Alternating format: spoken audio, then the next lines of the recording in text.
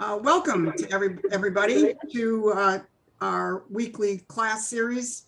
As many of you who have been participating know, we are in a series of classes on the practice and principle of national banking.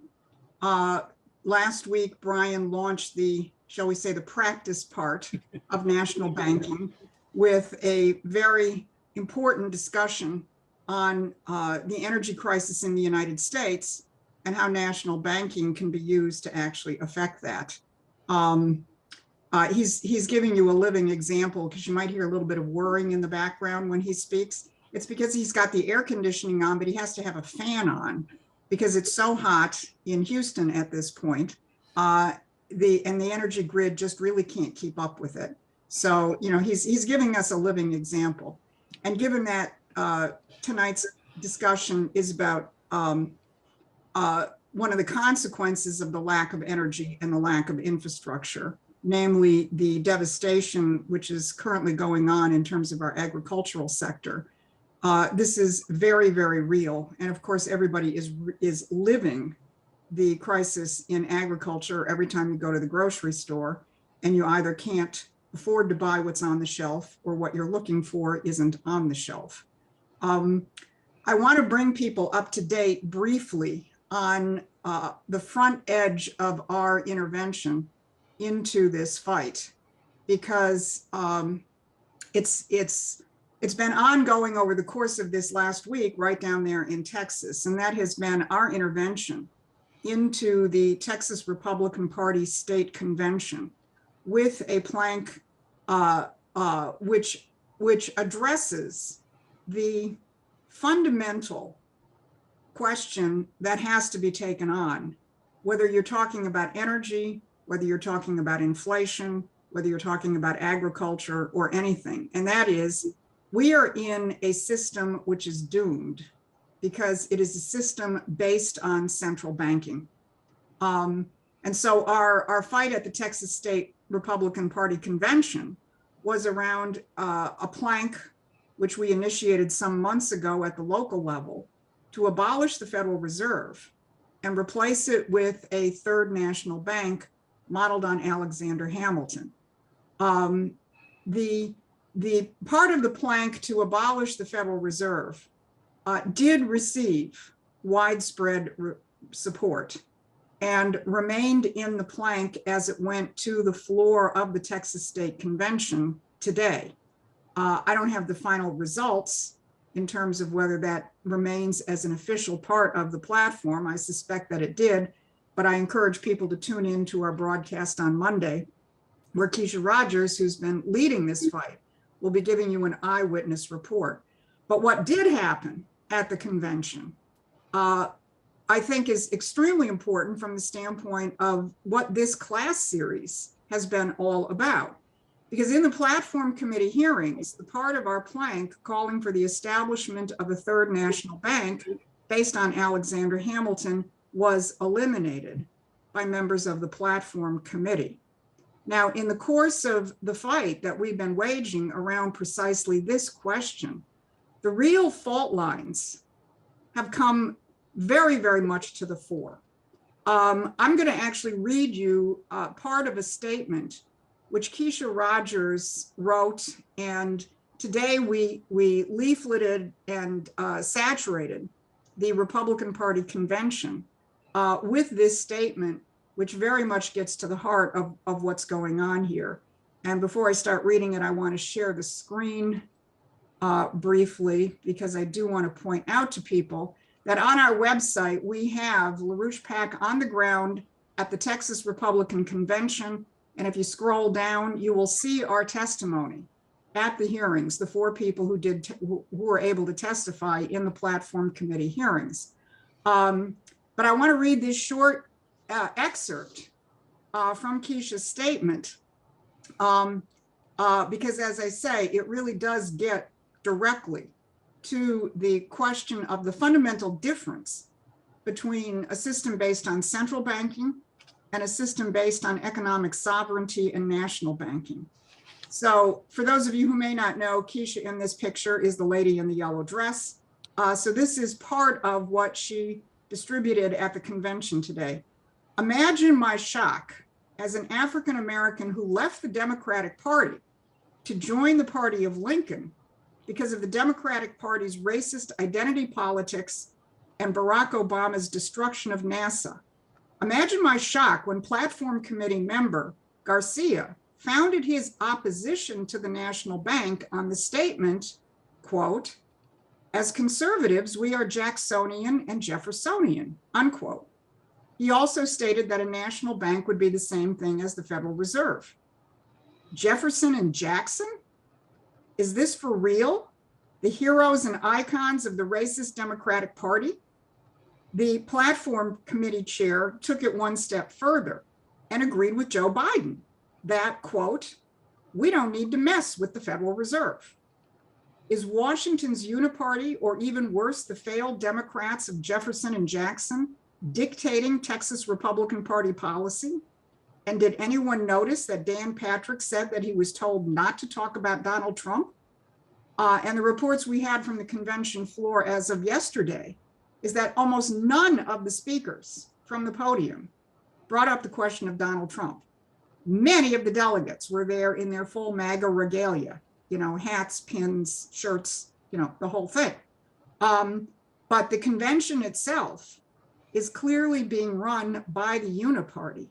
And the fact that the uniparty has come right out in the open, embracing the policies of Jefferson and Jackson in opposition to the party policies of Hamilton and Lincoln. The Lincoln whom Donald Trump said he wants to return the Republican Party to the principles of, means that we have forced this fight directly out into the open.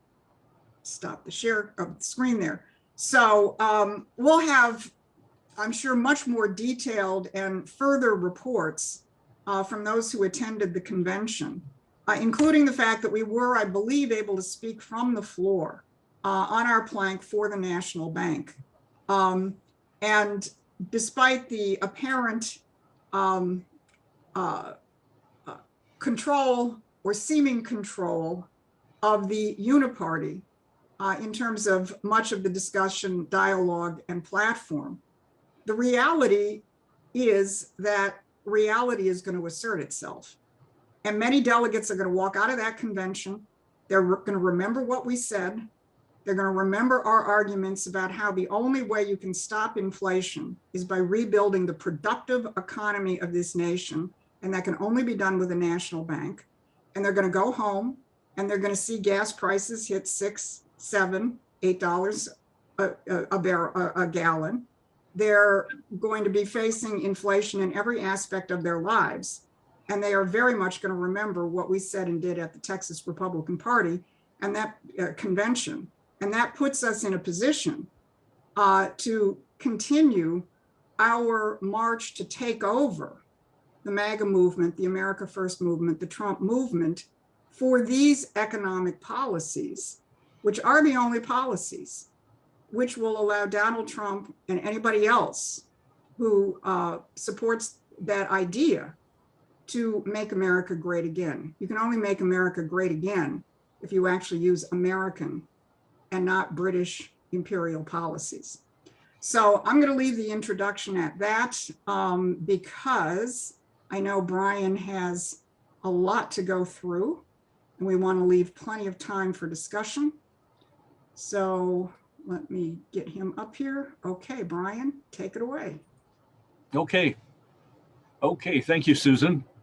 All right, so yes, we're going to talk tonight about our daily bread, you can say. We're going to talk about food and water, pretty essential. And abolishing the Fed and a third national bank is what's required. In the simplest way of putting it, we need a third national bank. We need national credit to provide credit to American producers. That's, I think, the most simple and direct way to put it. I want to read a short quote.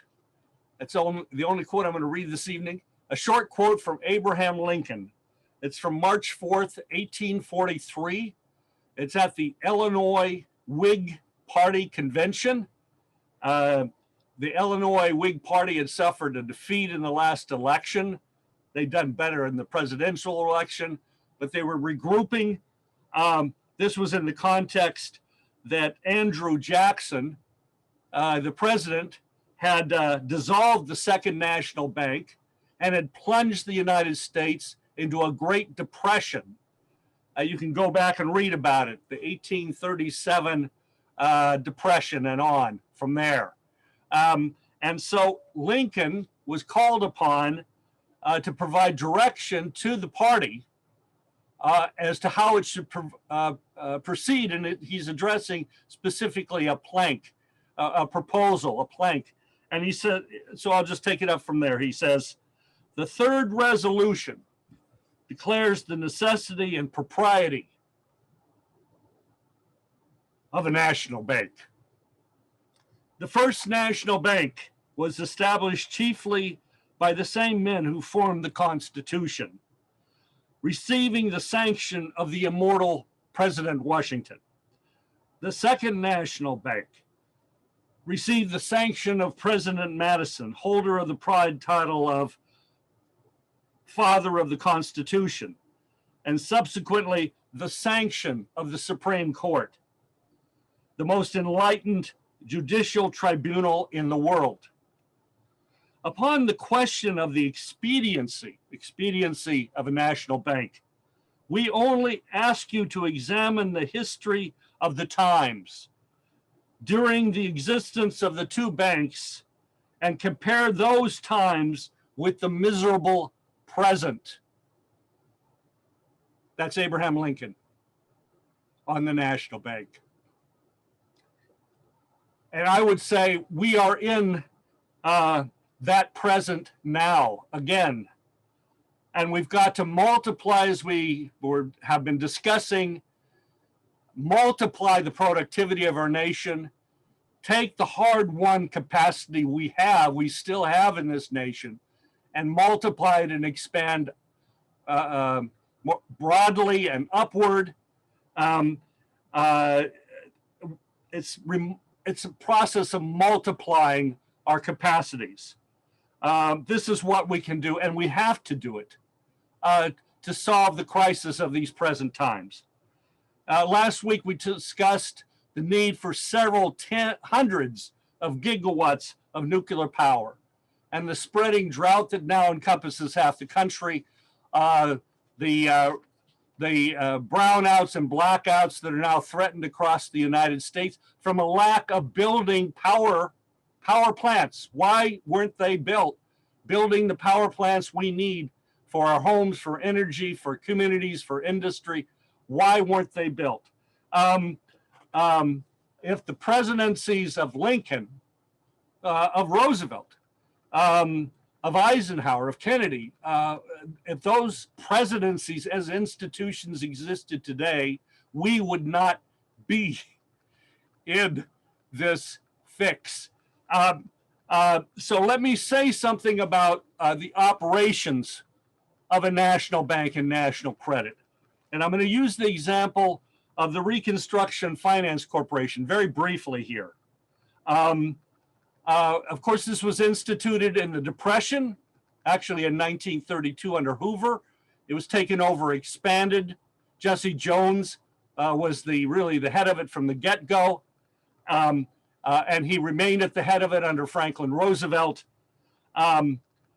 And I'm going to focus here just on what the Reconstruction Finance Corporation did during World War II. And Jesse Jones was very much helped by Bill Knudsen, William Knudsen, who was made a lieutenant general, by the way, from rank civilian to general overnight, to head up the direction of war production. The two of them worked hand in hand in this process. But here's what the Reconstruction Finance Corporation, just a sense of it during the war briefly. They committed billions of dollars to 2,300 projects in 46 states. They not only broke ground, they built hundreds of factories in conjunction with DuPont, with US Steel, with small companies, large companies. They financed the construction of the plants. They were paid back out of the profits as those war production goods were sold, or they got a percentage of the profits, or a percentage of the sales was returned to the Reconstruction Finance Corporation. But at the time, US corporations, including the largest, would not produce in terms of expanded production. Banks would not lend. So the RFC stepped in to do what needed to be done to get credit to our producers for the war effort. That's what I'm concentrating on here. Just to give you a further sense of it, of the 15 largest aircraft engine plants built in the country, 14 of them were financed by the Reconstruction Finance Corporation. By the end of the war, 95% of synthetic rubber, 90% of magnesium metal, 71% of aircraft and engines, 58% of aluminum metal, and so forth, was embraced by the reach of the Reconstruction Finance Corporation and its financing. And this was in collaboration with these companies. But they weren't willing to take the risk. What if the war ended tomorrow? If they laid out a bunch of money to build a steel mill and then there was no demand in 3 years, where would that leave them? So the RFC did this. This is what a national bank can do. When we talked last week about hundreds of gigawatts of nuclear power, of modular nuclear reactor factories, of desalinization plants. This is what a national bank can do, along with lending into community banks, credit into community banks, regional banks, local communities, farmers, and so forth. And we'll come back to farmers in a minute. One final point on this, machine tools. I just want to make the point on machine tool building, machine tool production, because this has come up. The RFC and its Defense Production Corporation subsidiary provided over $2 billion in their money, double or triple that to get current dollars. 20, 30, 40, multiply by 20, 30, or 40 times. This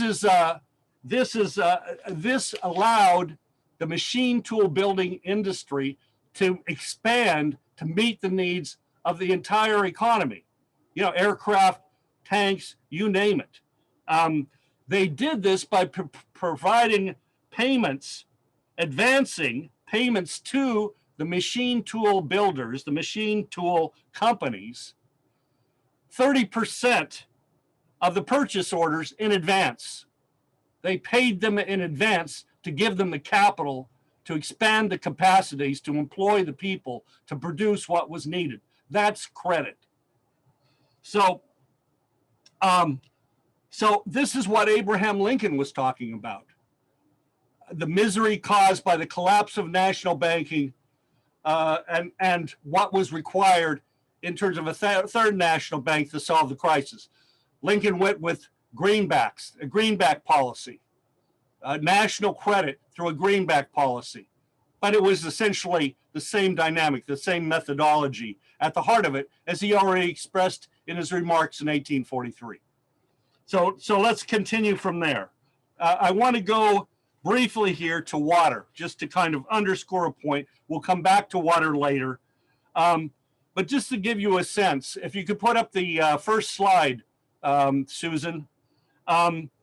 Let's just take, for example, what if we were to move Mississippi water to an altitude of 4,000 to 5,000 feet to supply Lake Mead and Lake Powell, and you see them perhaps in the middle of the picture, the Hoover Dam near Las Vegas on the left there, and then up above the Glen Canyon Dam.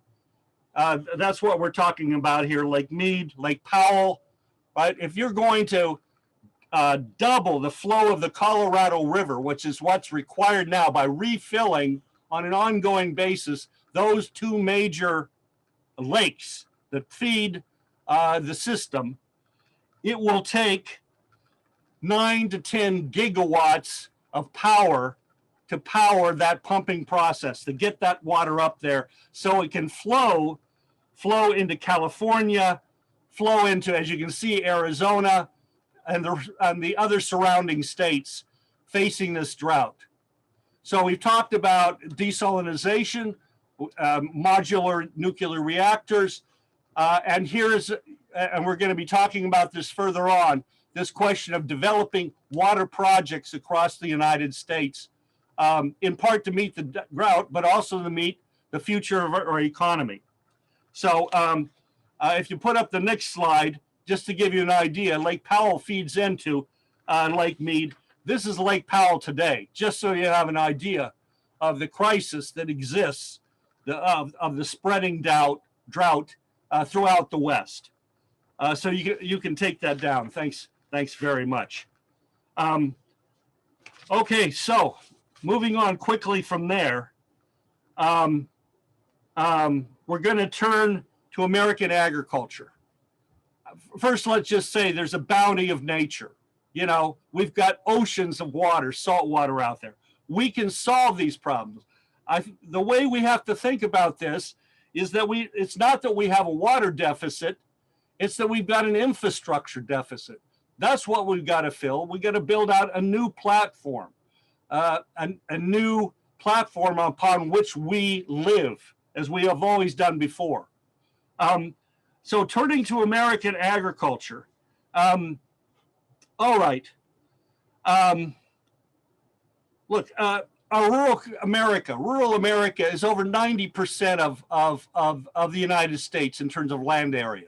Just going on the basis of the U.S. Census definitions of these terms, it's 90% of the land area of the United States. It's 1 out of 5 or 6 of every American. That's what rural America is. Agriculture is actually absolutely the underpinnings of that.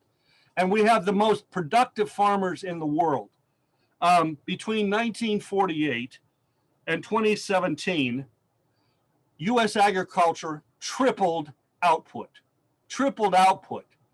while the number of what's defined as agriculture employment, and that includes forestry and fishing and so forth as well, shrank from 17% to 2% of our workforce.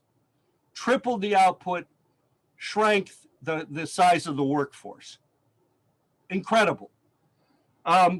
So a few questions here. I'm just going to pose them and we're going to move quickly on. So why are the few remaining farmers that we have losing money and being shoved out of existence?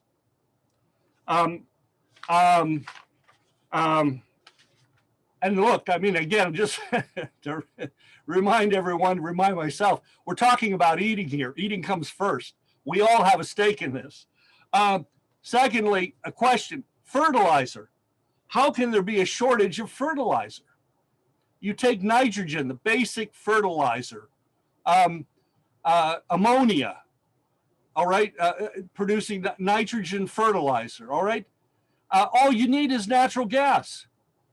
Nitrogen's in the air. You know, it's 78% of our air is nitrogen. 21% is oxygen. You just have to get the nitrogen out of the air. That's how they produce ammonia fertilizer. And they use it with the most common methodology is you use natural gas for power to do it.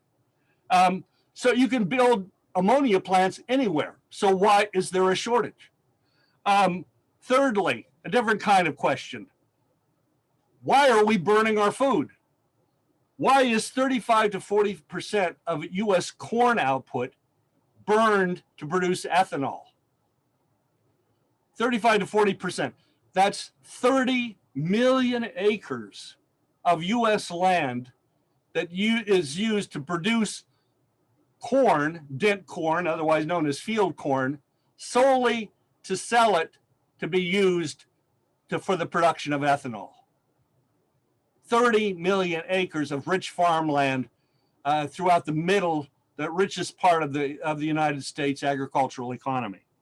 90 million acres of farmland is planted in corn every year. Only 1% of that is what you would eat in unprocessed form, 1%. These are some of the contradictions, you could say, the ironies in the current agricultural situation.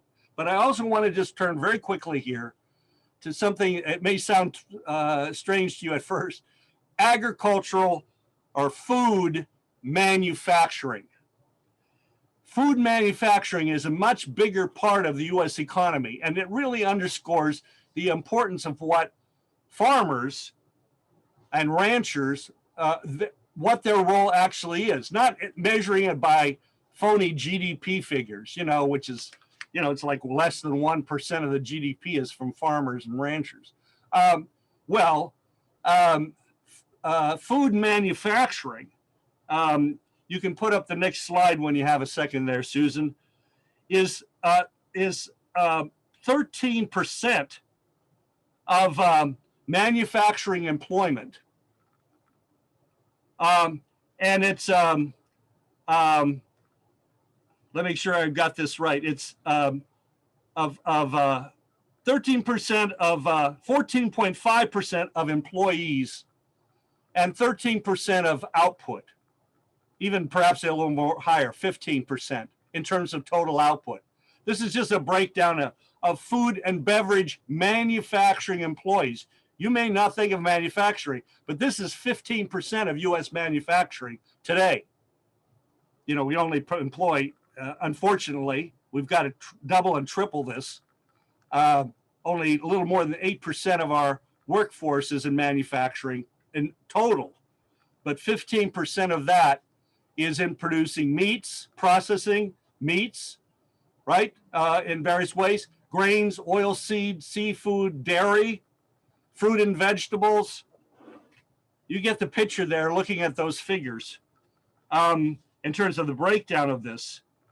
So suddenly we're talking about 6 million jobs in farming, forestry, fishing, and food manufacturing. You can take that down.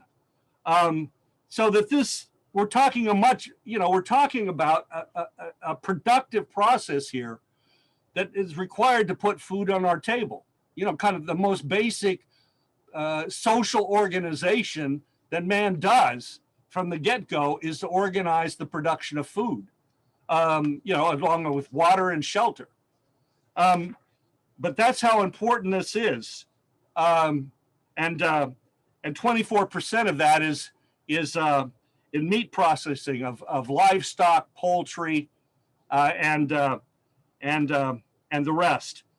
So moving right along here, as you can tell, I'm trying to cover a lot.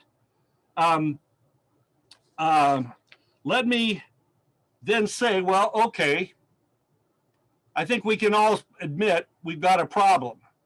We've got a problem with cartels. We've got a problem with monopolies, oligopolies, whether you're talking about the banks, central banking system itself at the top, the major money center banks, whose the money doesn't flow into the real economy. It flows out of the economy into financial speculation, including commodity speculation, which we're all hit with today. Or Microsoft or Google, the big tech. Okay, well, it's the same in agriculture. There's the big four meat packers. They control 85% of all meat packing. That's Cargill, Tyson's Food, JBS, National Beef. National Beef is actually owned by a company in Brazil, Marfrig. There's four major seed production companies. BASF, Bayer, which now owns Monsanto, Dow and DuPont. They merged into something called Corteva. You may not have even heard of it, but that's Dow and DuPont in terms of seed production for farmers. And then you have Syngenta, which is actually based in China, owned by Kim China. Those are the four big seed production companies. So fertilizer, meat packing, fertilizer, you've got basically 6 major fertilizer companies controlling fertilizer production, and they're not increasing the output. These inputs into agriculture, or in the case of meat packing, the production coming out of ranching and this rest, is controlled by cartels. And therefore, the widening discrepancy, only 34% of what of the price of food that you pay for in the grocery store actually goes on average to the farmer. 34%. All right, the spread in between is the monopoly control. But my question is not simply to, kind of collectively call for people to pound their chests over how bad this is. There's another question here. The Sherman Antitrust Act was passed in 1890. It empowered the government to bust up trusts, monopolies, to dissolve them, to carry out legal actions in court to that end. We had the Meatpacking Act of 1906, the Packers and Stockyard Act of 1902. We had the Federal Trade Commission and Clayton Act that came later in the time of Woodrow Wilson.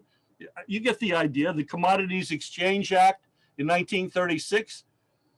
So why are the monopolies, why are these cartels controlling food prices and driving up the prices at the store?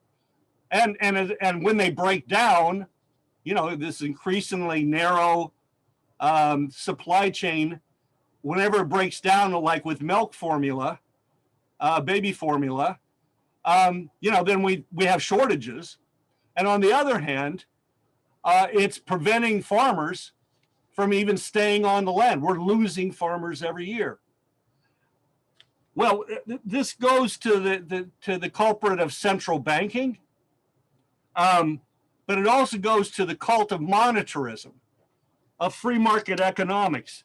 One of the latest variations in this was in the 70s. Robert Bork wrote a book on this called The Antitrust Paradox. Bork argued, well, really, antitrust laws create inefficiencies. They prevent inefficient companies from going under. So really, a certain amount of monopoly or oligopoly, well, that can be good for efficiency in production. Efficiency for what purpose? To deliver to the consumer a better price. I mean, after all, don't you want a better price for what you have to buy, consumer out there? That's the logic of the argument. It's like saying to a country, oh, you don't have to produce your own food. You can get it cheaper somewhere else. Well, without food security, where does that leave that country? And we know something about the effects of outsourcing in other domains. So this idea, but this went through the court system and work, etc. Yale scholar, This argument was promoted into the U.S. legal court system.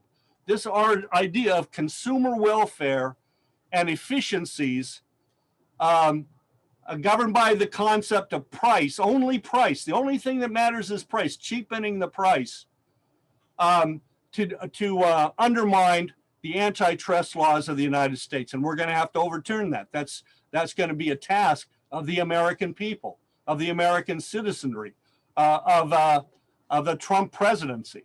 And maybe even sooner, after the elections of 22, we can begin this process.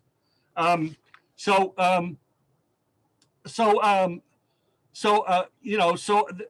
impact of this is that according to the U.S. Department of Agriculture, so concretely, the Department of Agriculture states that in 9 out of the last 10 years, farm income has been negative. Negative. On average, only 25% of the income of farmers and farm family, only 25% of their income comes from their hard labor on the farm or ranch. 25%. The rest comes from working off the farm. Whether it's in a meat packing plant or a big box retailer or a power plant and so on and so forth, or a hospital. This is what farmers do to stay on the land to keep producing. They're subsidizing, they have been subsidizing, are subsidizing our food. And I really think that it really underscores their, a biblical commitment, really. That's certainly one form of thinking it takes, to be producers on the land,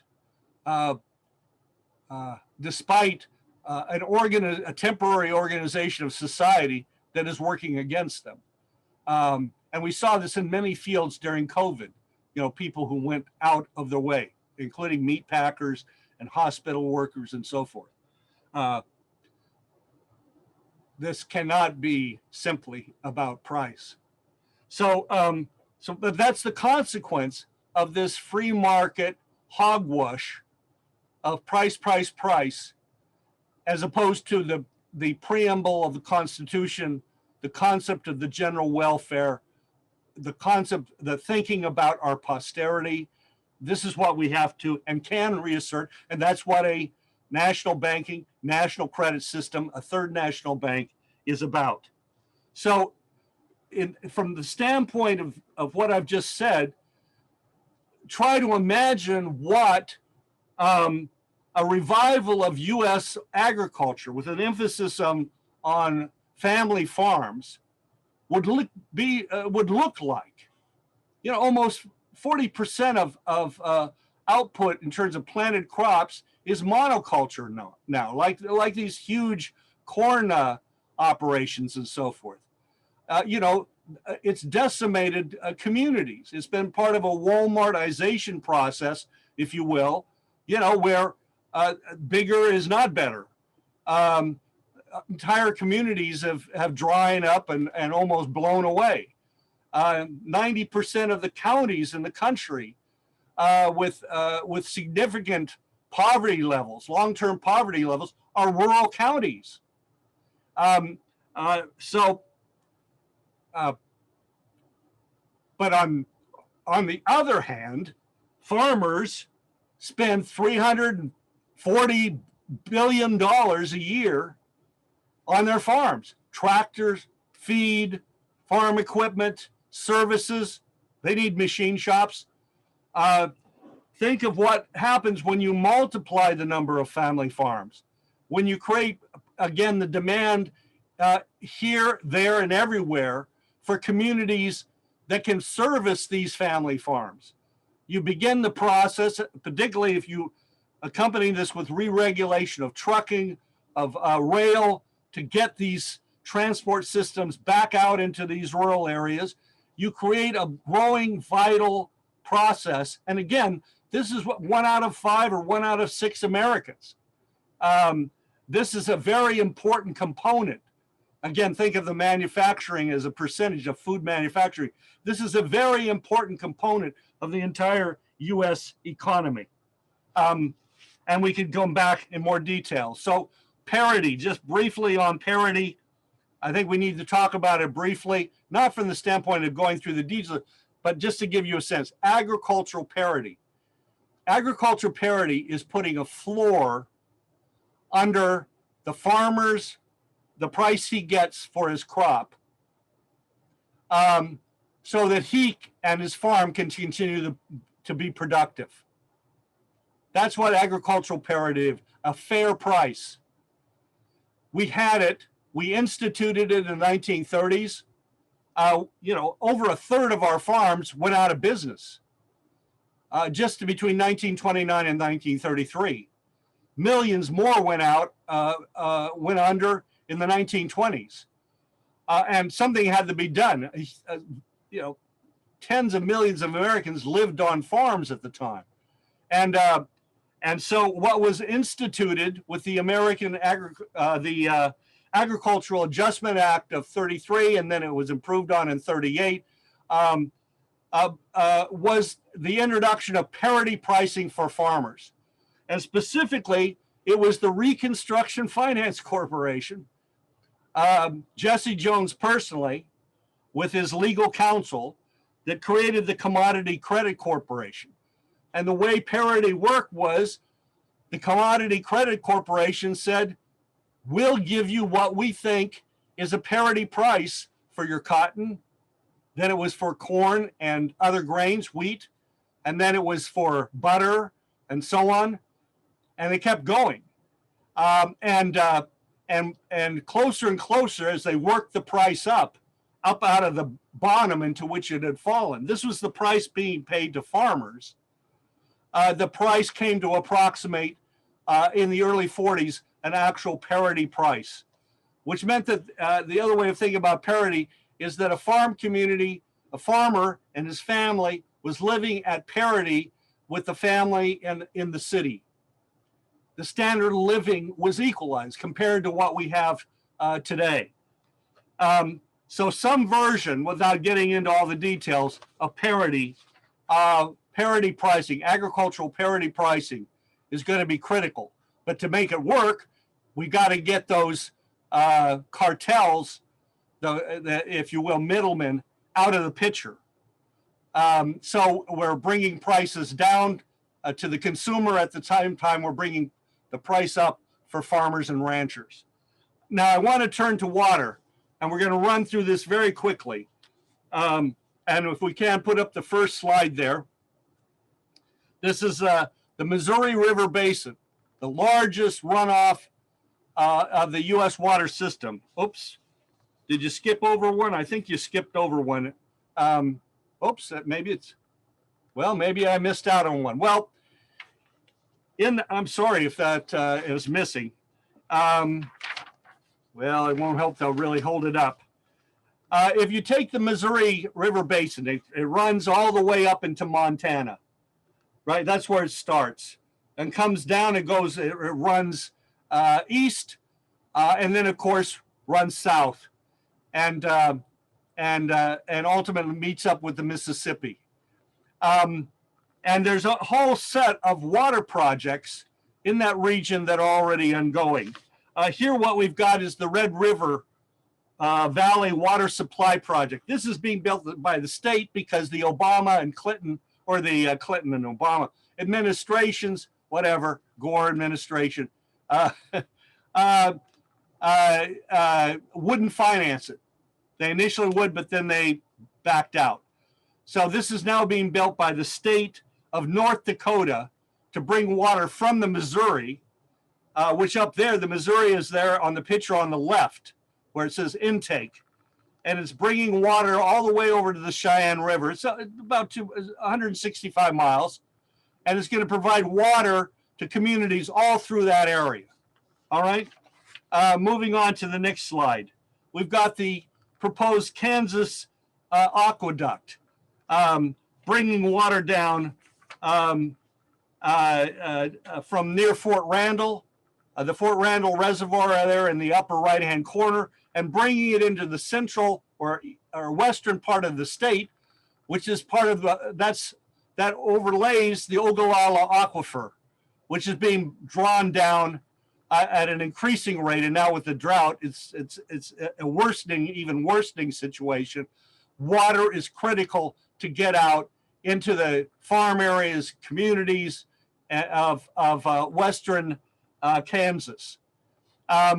This is a proposal with support of the state capitol. There's broad debate and discussion on it.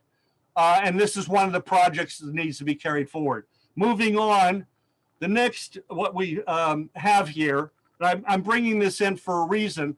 We're kind of going back to Nebraska, just above Kansas there. And we're looking at the Niobrara River, there running horizontal, bringing water from the Missouri, bringing inland through Nebraska, and then bringing it south with a canal. This is part of the expanded Nawapa project that LaRouche PAC has developed, a nuclear-powered Nawapa to bring water from Alaska. But this is water, this particular point, aspect of it is, again, water from the Missouri River.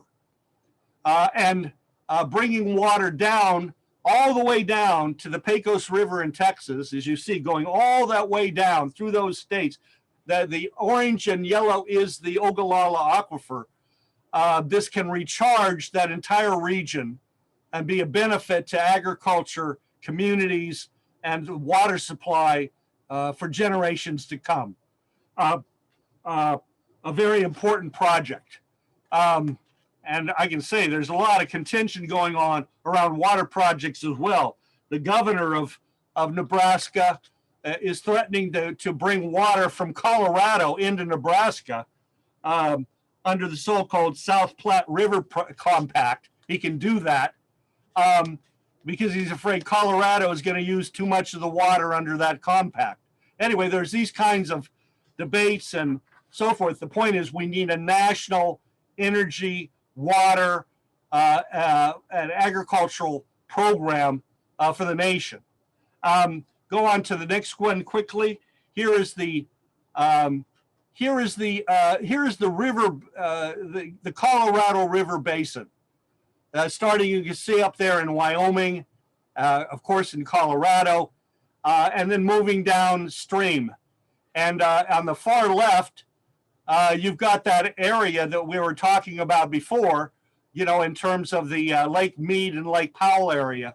And down below there, you see kind of in the white and so forth, the red dots. You can go on to the next slide. This is the completed 1993 Central Arizona project. We can build these projects. This is what has guaranteed water to the population areas of Phoenix and the rest. You see Maricopa County there. Many of you are familiar with that in terms of the political fights. This is water coming from the Colorado River, part of the Central Arizona project. But all of this, of course, is threatened without water for Lake Mead, Lake Powell, and other solutions. Finally, or almost finally, the next slide is Texas. Well, first New York. Well, yeah, New York. Let's go to the other side of the country. New York, the New York water supply system. This is an incredible project. They're now putting in tunnel 3. This is you see that green up there. That's the watershed in the Catskills that brings water. And look, way down at the bottom of that picture, that's New York, way down there. They're just completing this major new tunnel. As I said, I believe it's called Tunnel 3, which will continue to provide water to New York City. But again, there's enormous other projects, infrastructure required for New York City. Now bouncing back to Texas or California. Okay, well, California. Here's the water projects of California. Ongoing, the existing ones, the Central Valley Project. You see them, the California Aqueduct. Down at the bottom right, you see the Colorado River Aqueduct coming in. That was financed, by the way, by the Reconstruction Finance Corporation as well. And if we can get back to Texas for a moment, there we go. Here we have Texas. This was the 1968 water plan supported by Governor Connolly, supported by, it lost by only 6,000 votes in the entire country. On the far right is the Mississippi River, or portion thereof. It would have brought water all the way inland to the Ogallala Aquifer, plus to communities and so forth all along the way. And then you see there's a second trunk down there at the bottom going along the coast. that would have moved water all the way down the coast as well. This is the kind of project that we used to think about building. This is what we need to build again. The blue there on the right is the Sam Rayburn and Toledo Bend reservoirs. And you could build a canal system, water system from there and bring it through roughly kind of the center of the state down kind of, you know, at an angle down into South Texas as well. And that's a possible project today to provide water to West Texas. So these are all elements, should be elements of an overall water development program. And I don't think I have to say much more about California since we talked about the question of desalinization and in the discussion last week. Finally, we turn to NWAPA. We can't stop without NWAPA, but I wanted to put NWAPA in a broader context. We have a whole slew of water projects, some that we've done, we've completed. They've served us in California, in southern Arizona. We have other projects underway. We have other projects that need to be built. And we've got problems to solve. Overall, NWAPA bringing water all the way from Alaska, 20% of the runoff of the water, most of it that now goes into the Arctic. The Mackenzie and Yukon that go into the Arctic provide most of that water. This project, 5,400 miles of canals, 1,200 miles of tunnels, requiring 52 gigawatts of nuclear power to free up even more water from the system, as opposed to relying on hydropower. 25 to 30 large boring machines, large, like 50-inch boring machines for tunneling. Steel, cement, 30 a million tons of steel, 340 million tons of cement. And you're talking about bringing a water system, creating a man-made river, a new man-made river, actually branching rivers, down in through the United States and on into Mexico. Of course, we have this huge surplus of water in the north, enormous, 276 acre feet a year. In the Southwest Basin, only 29 acre feet. We're going to transform the hydrology, the internal climate of the Western United States in the process. We will make drought, so to speak, obsolete. The next slide quickly, just showing the current water flows. Here you can see the Mississippi down at the lower, right in the right. And of course, you can see out of the Great Lakes there on the far right. But then in the north, you can see this water, all of this water going into the Arctic. The size of those arrows gives you a sense of the volume that's involved. And just finally, one last slide just gives you a closer up look of the actual rivers, lakes, and system involved in NWAPA. So this is all what a third national bank can do. But going back to agriculture, eating comes first. We have to feed our nation. We've got to increase now the number of farmers on the land. We're losing 20,000 a year farmers. We're down to 2 million farmers in the United States, and that includes ranchers. We need hundreds of thousands of new farmers. You know, in the Depression, you could buy back your farm you lost at 1% interest through the agricultural programs of the United States.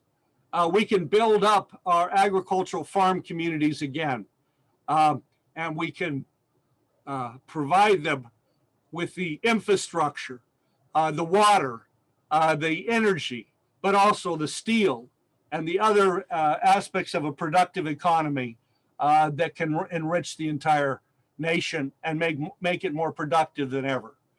So that's what I have in terms of a presentation. I hope that's provocative, and sorry for a few slip ups on the slides, but I turn it back over to you, Susan, and for discussion.